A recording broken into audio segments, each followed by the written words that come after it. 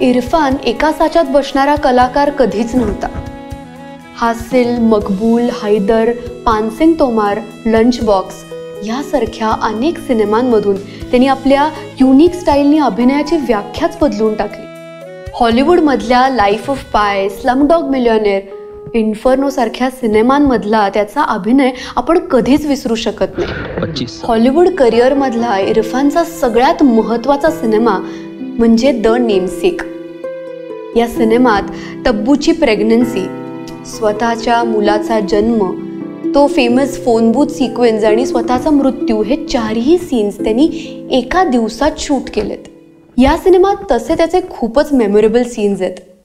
आपल्या मुलासोबतचा म्हणजेच गोगोल सोबतचा समुद्र किनाऱ्यावरचा सीन, किंवा गाडीतून जाताना त्याला त्याच्या नावामागची कहाणी समजून सांगणारा सीन.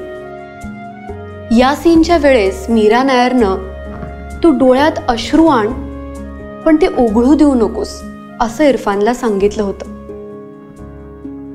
आणि ज्या सहजतेनं इरफान डोळ्यात ते अश्रू रोखून धरतो, खरंच अंगावर शहारा आल्याशिवाय राहत नाही. तो मैं गाड़ी साइड में लगा दूंगा, आपका जो सिंहासन रखा है उसको निकाल देंगे, आपको बिठा देंगे, हम उधर मुंह कर लेंगे, आप कर लीजिएगा.